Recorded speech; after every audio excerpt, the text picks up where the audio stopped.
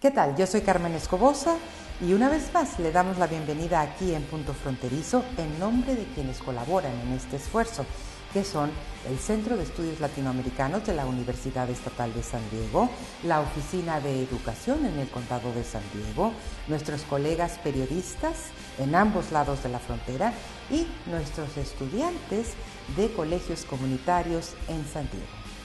Hoy Lourdes Valdés nos presenta uno de los sellos característicos del Centro de Estudios Latinoamericanos, las lenguas indígenas. Con la Oficina de Educación del Condado de San Diego exploraremos la educación precisamente para los pequeños migrantes de norte a sur y de sur a norte. Para endulzarnos la vida, nuestro pedacito de ingenio, talento, creatividad y empuje con Ana. Y como tema central, Roberto Martínez, incansable luchador por los derechos humanos y civiles a lo largo de la frontera entre México y Estados Unidos. Cómo influyó su trabajo y qué ha ocurrido desde su muerte. Comenzamos.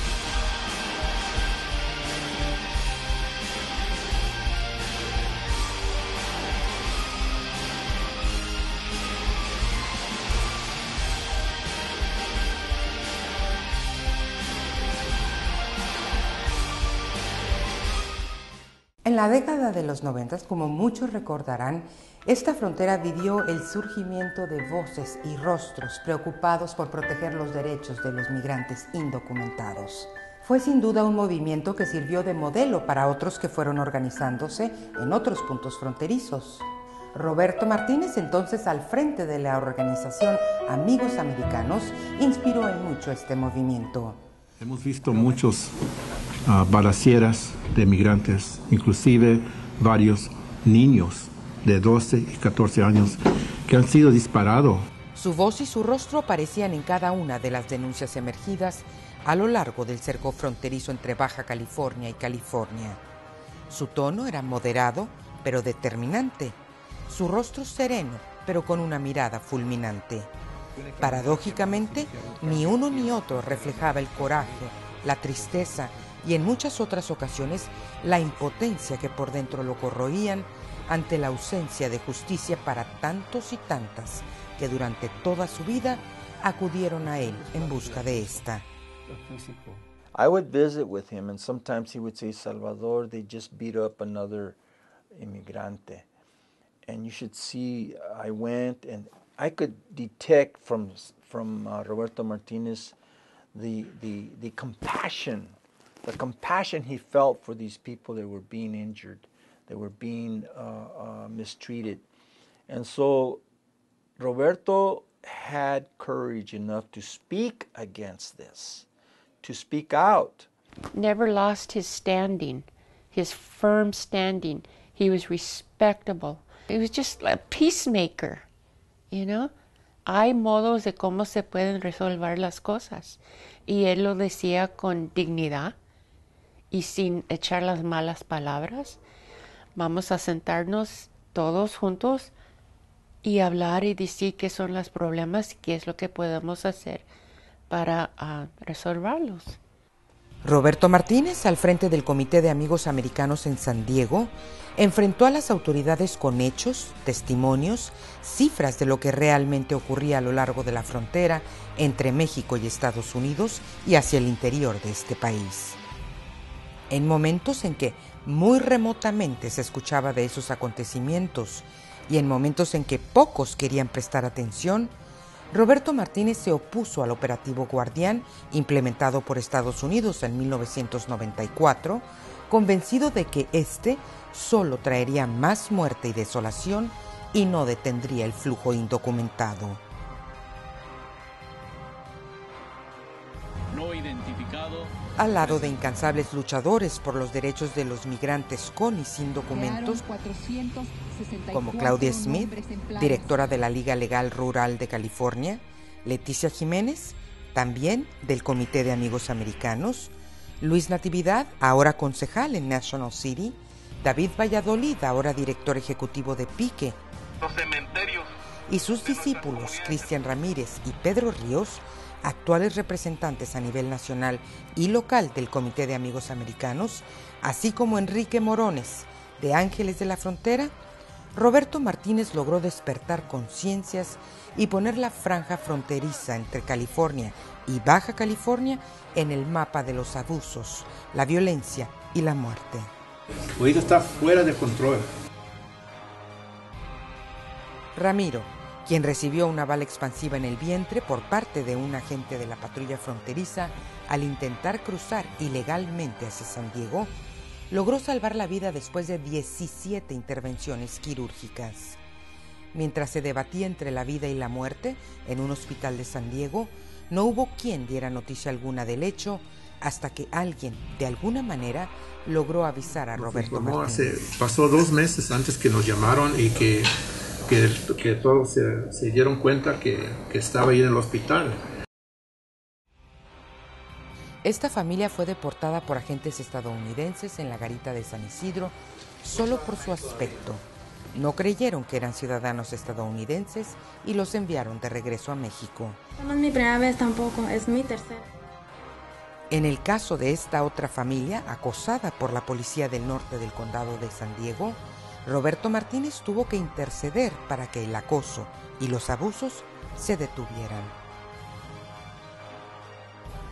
Y luego los migrantes sin documentos en los campos agrícolas, desalojados, deportados, sin siquiera recibir su remuneración. Otros sin contar con los servicios básicos en sus viviendas. Otros más, víctimas de agresiones raciales por distintos puntos en el condado de San Diego. Y luego los muertos por balas provenientes de autoridades estadounidenses o muertos por las inclemencias del tiempo. Y el dolor que empezamos a sentir fue el mismo dolor que Roberto empezó a documentar con la población indocumentada.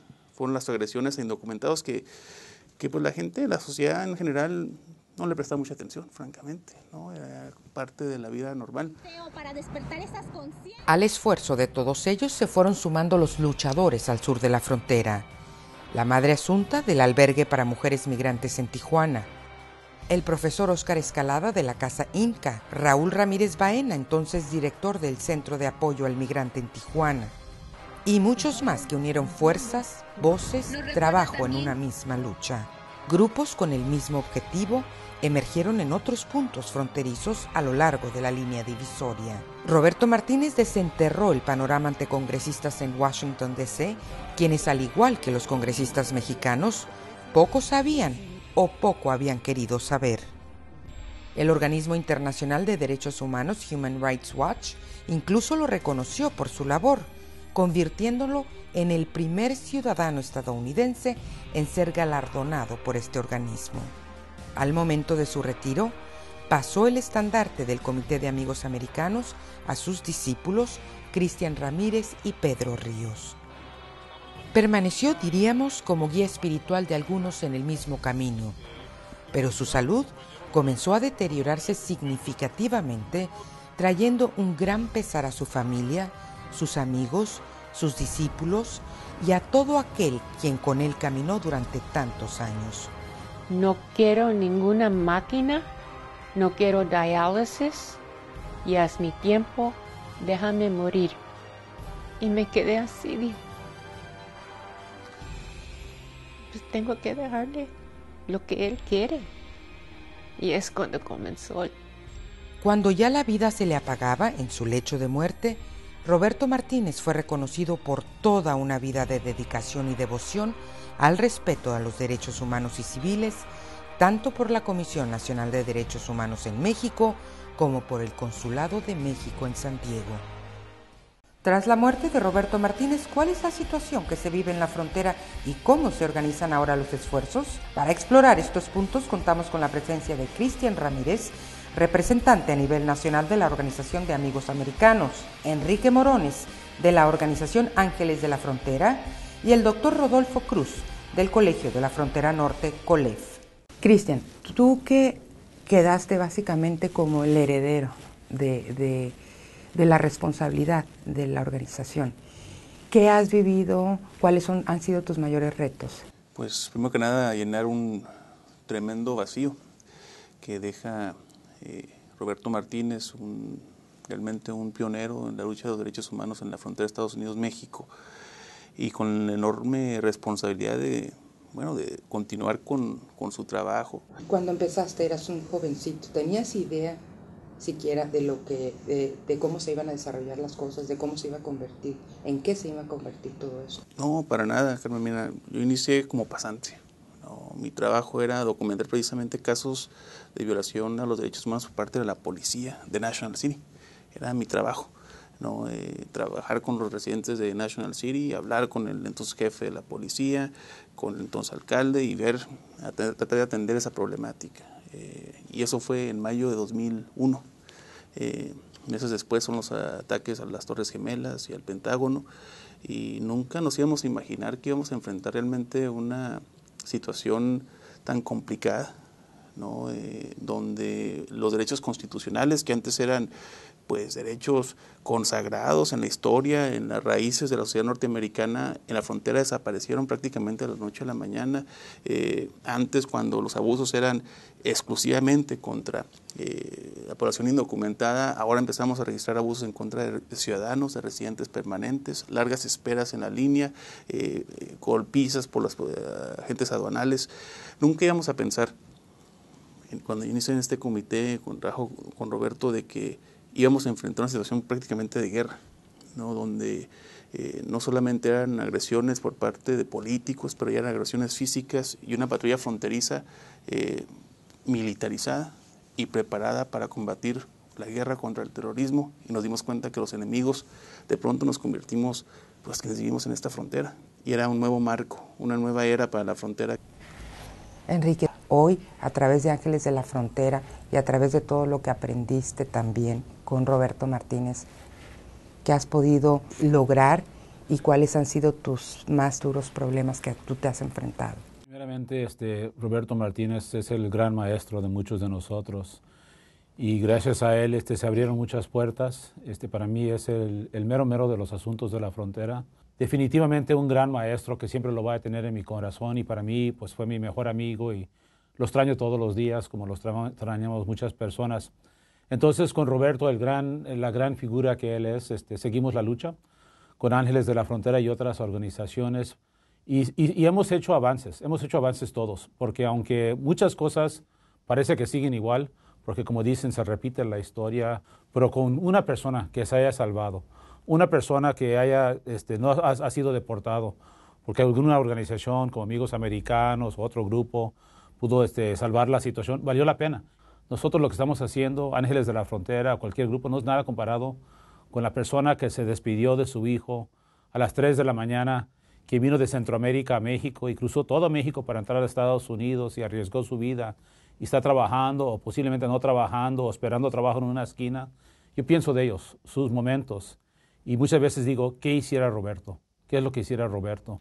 Yo sé que no puedo ser ni un décimo de lo que es Roberto Martínez, pero ser un décimo de Roberto Martínez es ser mucho, es ser bastante. Y para mí es el gran héroe, el gran héroe para mí. Doctor Cruz, a como usted veía la situación en la frontera en aquel entonces en que Roberto batallaba, porque no querían escuchar, ni en México, ni en Estados Unidos, los congresistas, las autoridades, qué realmente estaba ocurriendo en la frontera. Y ahora, a todos estos años, ¿qué diferencias ve usted? Son muchas. Y es un tanto paradójico, y yo creo que es de llamar la atención.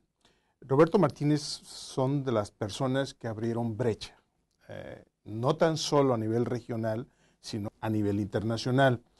Es un tanto paradójico porque cuando Roberto trabajaba no había una aceptación por parte de los gobiernos de las organizaciones civiles en pro defensa de los derechos humanos, ¿sí? Eran mucho más reacios a encontrarse, a dialogar, a escucharlos, ¿sí?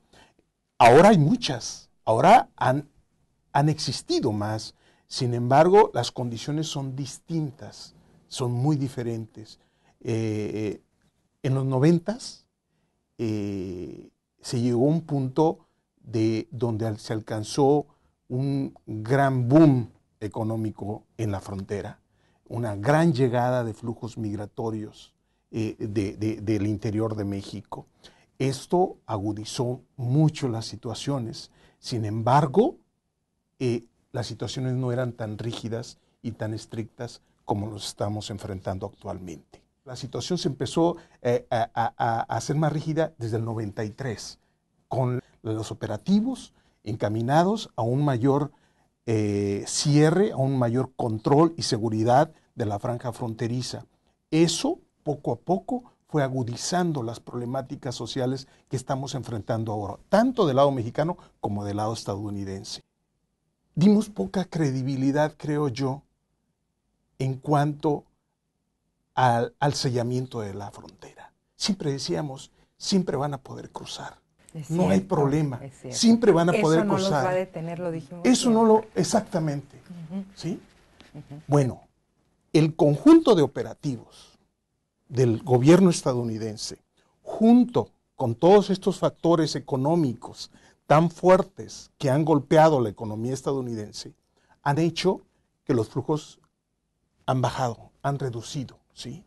Aunque ahora los gobiernos aceptan de manera formal que existan más organizaciones civiles pro defensa de los derechos humanos, sin embargo la situación económica y la situación física y real es mucho más compleja de lo que era hace 20 años atrás.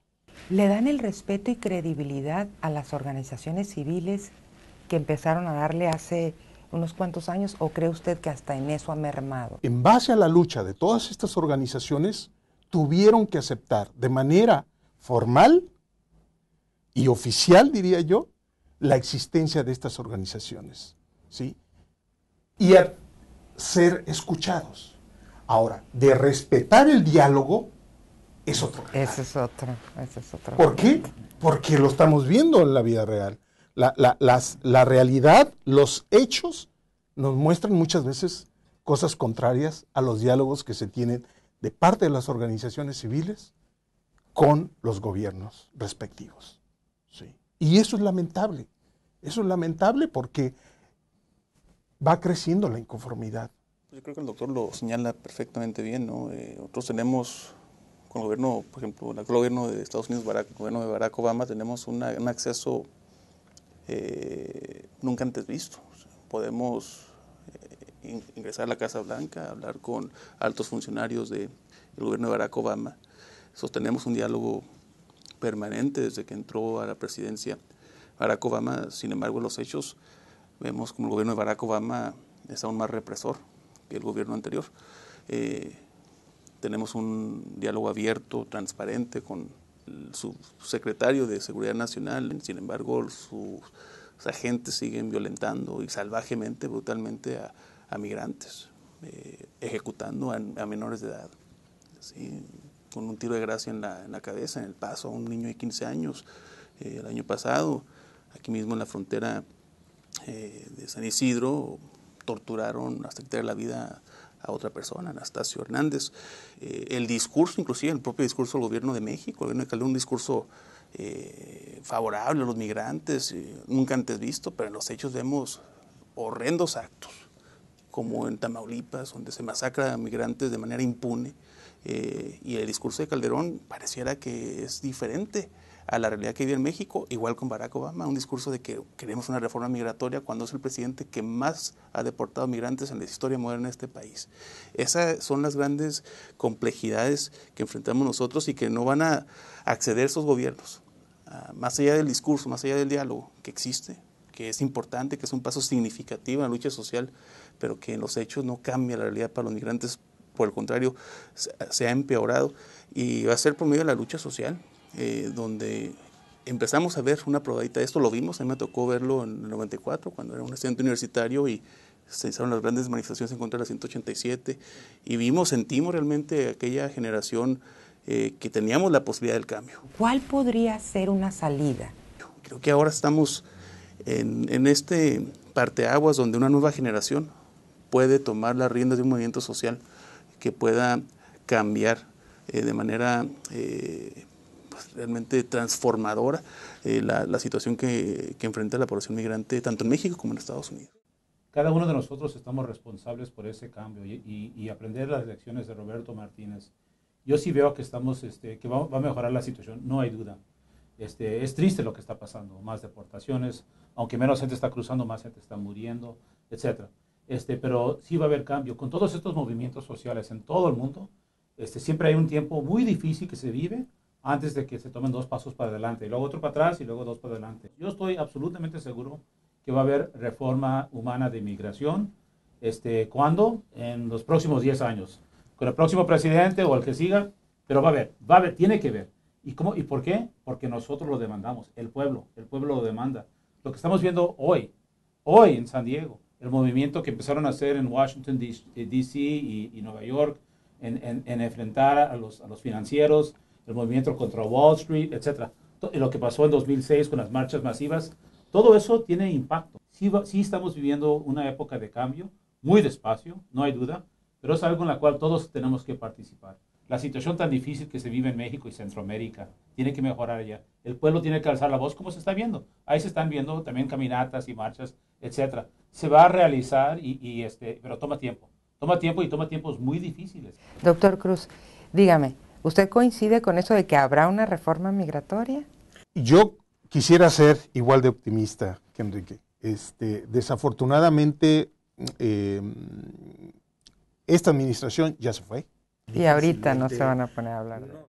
Mucho menos este año ni el que sigue no habrá reforma ni por ninguna rendija.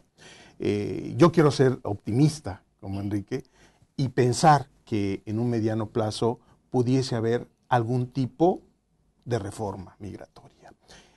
Desafortunadamente la situación se ha ido agudizando. Miren, en los últimos 30 años, del lado mexicano, en las ciudades fronterizas eran las ciudades que presentaban los niveles de desempleo más bajo de todo México. ¿Sí? Eran Tijuana, Juárez, Matamoros, Nuevo Laredo, Reynosa. Tenían, ¿por qué? Una gran parte debido a la industria maquiladora y otros por cuestiones de sector servicios. Había un auge económico del lado de las ciudades fronterizas mexicanas y muchos de los migrantes se estacionaban ahí, ¿no? Ahí se quedaban a vivir. Muchos quizás tenían intenciones de venir a Estados Unidos, pero se quedaban definitivamente a vivir. Bueno, ahora, por primera vez, después de 25 años, las ciudades fronterizas mexicanas están teniendo un nivel de desempleo más alto que el promedio nacional de México. ¿Sí?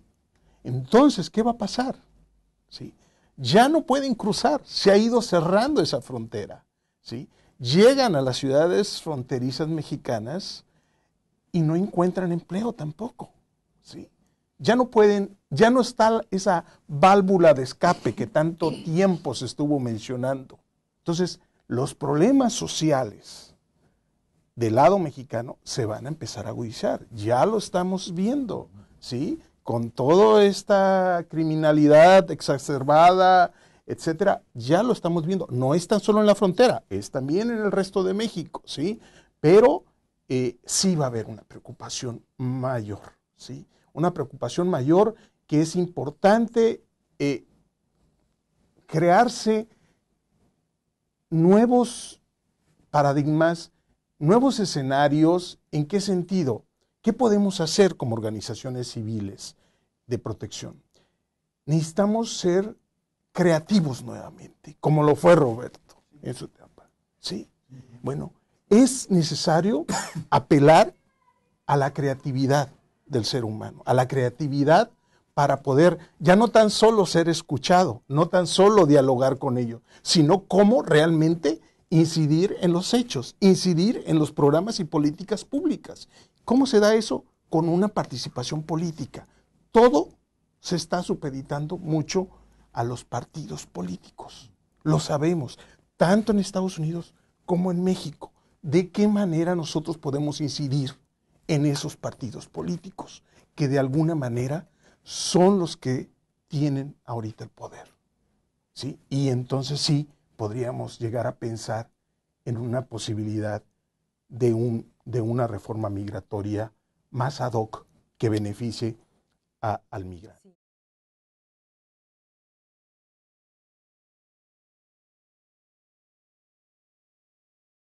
Y de nuestra mesa redonda pasamos con Lourdes Valdés, quien nos hablará de un programa muy interesante que ofrece el Centro de Estudios Latinoamericanos y es sobre lenguas indígenas, idiomas indígenas. Es el único en el país.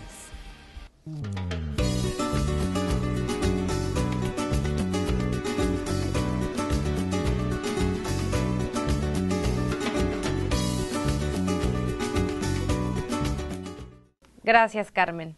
Otra vez, muchísimas gracias, doctora, por recibirnos aquí en las instalaciones. Y ustedes tienen un programa de lenguas indígenas y que es muy reconocido por muchas partes. Y quisiéramos saber más sobre este programa.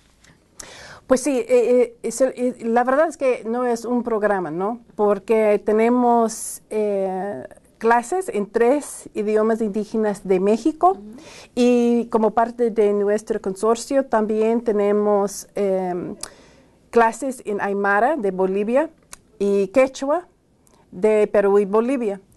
Y para aquí a San Diego State tenemos clases en Mixteco y tenemos clases en Zapoteco y tenemos clases en Náhuatl. Y hace casi 10 años para estas clases de Mixteco. ¿Y cómo se originó las clases? Por decir, ¿quién lo inició? Pues la verdad es que estuvimos parte de una beca grande del Departamento de Educación Federal y se llama National Resource Center.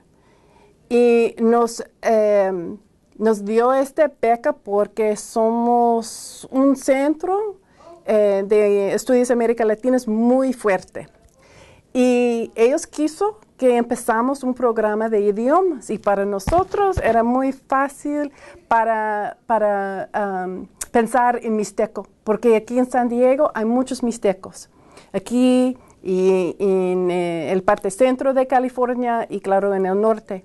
Y por eso pensamos que vamos a tener estas clases en mixteco, porque queremos hacer parte de nuestras comunidades aquí en San Diego y en la frontera.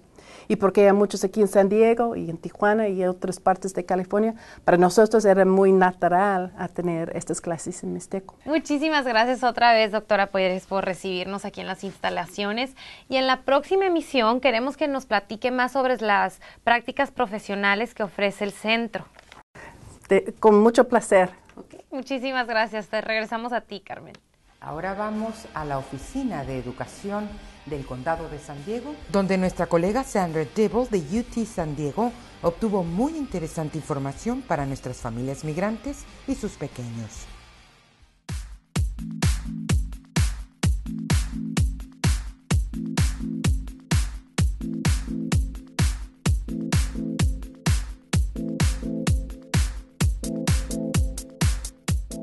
Carmen, estoy aquí con la maestra Shelley Silva del Programa de Educación Migrante para los condados de San Diego y Orange. Fíjate que en California hay un gran número de estos alumnos migrantes por la importancia de la agricultura en este estado y de cada 10 alumnos migrantes en todo el país de Estados Unidos, 3 son de California. Gracias, maestra, por tenernos aquí con usted. ¿Qué es el programa que usted encabeza y quién puede tener acceso a él? Es un programa específicamente enfocado en ayudar a los niños de trabajadores campesinos. Trabajan en la agricultura, con la pesca, también en ganadería.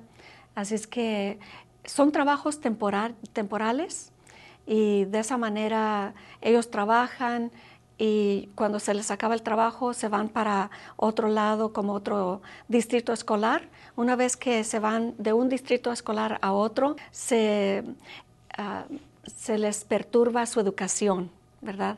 Entonces, para ayudarles a recobrar ese tiempo y a asimilarse en el nuevo distrito escolar, entonces nuestros trabajadores, nuestros empleados les ayudan a los niños con tutoría, con aconsejarles. A veces hay visitas a las universidades para que ellos puedan tener metas altas. A veces tenemos clases para los padres, para que los padres también puedan saber cómo ayudarles a sus niños a tener éxito académico. Se me hizo muy interesante que eso es un programa para migrantes, no inmigrantes. Migrantes quiere decir que se mudan de un lugar a otro. Eso es migrar. Se van, por ejemplo, de aquí de San Diego, encuentran trabajo en Fallbrook o allá en Santana y se mudan para allá. Y eso es mudarse, migrarse. Entonces, ¿de qué edad y qué tienen que enseñar un alumno para calificar para el programa? Los padres, se les hace una entrevista a los padres y esa entrevista es para confirmar de que ellos trabajan en la agricultura y se han mudado. Entonces ya esos niños califican por 3 años. Y esa calificación se guarda en un registro del Estado que también es parte del registro nacional en la educación solamente. Esos datos no van para otro departamento, solamente para darles ayuda en educación. Pues, maestra, platícanos un poco. ¿Hay casos en que los niños no participan porque tienen que ayudar a sus papás o quedarse en casa por alguna razón, no participan en su programa?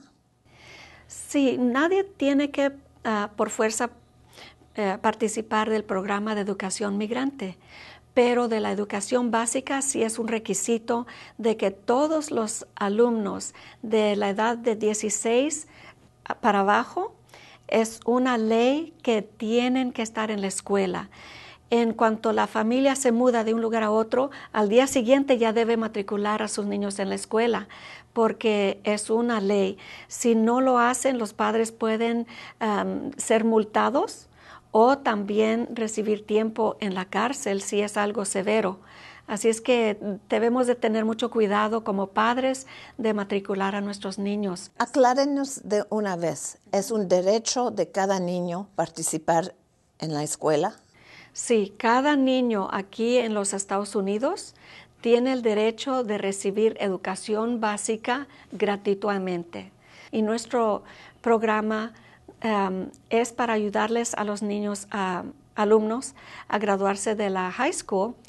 Y así es que puede durar hasta que el alumno tiene 21 años, si todavía no ha graduado de la high school. Para un niño, ¿qué es lo más difícil que entra por primera vez en el programa? ¿Qué se le hace más difícil para ajustarse? Generalmente, la mayoría están todavía aprendiendo inglés. Entonces el inglés es una barrera, es un obstáculo para ellos. Entonces nosotros les damos más clases después de escuela para que ellos mejoren su aprendizaje del inglés. Gracias, maestra, por todo el tiempo que nos otorgó hoy. Ha sido mi placer. Muchas gracias a usted. Y ahora nuestro acostumbrado pedacito de ingenio, talento, creatividad con Ana. Carmen, hoy les quiero contar la historia de un niño de solo 12 años que ya es medallista de oro en esgrima, una disciplina que en Baja California apenas empezó a tomar fuerza a partir del 2004. De hecho, les ha ido de maravilla. Incluso son campeones nacionales.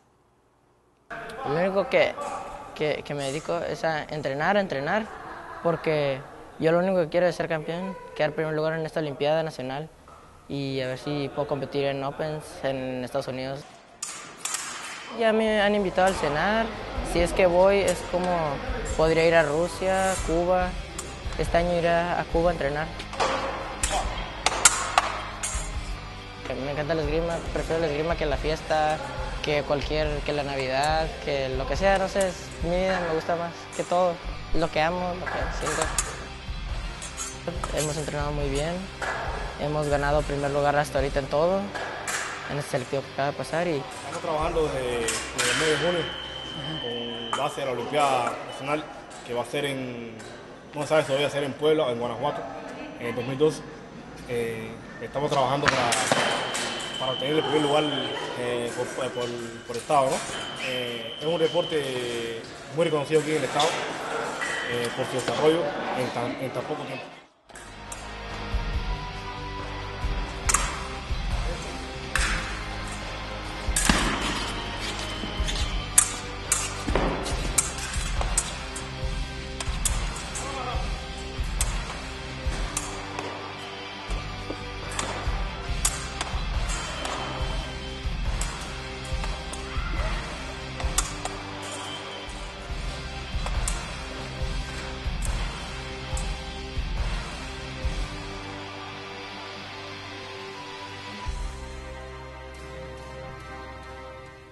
Como te imaginarás, hay gran expectación por superar la marca para las Olimpiadas del 2012. En esa Olimpiada están puestos los ojos de todo el equipo.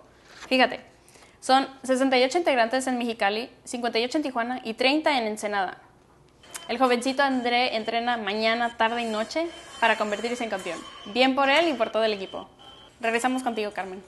Y con esto hemos llegado al final. En nombre de Punto Fronterizo y quienes hacen posible esta colaboración periodístico, académica, estudiantil, les damos las gracias por su compañía y los esperamos aquí en nuestra próxima emisión. Yo soy Carmen Escobosa. Hasta entonces.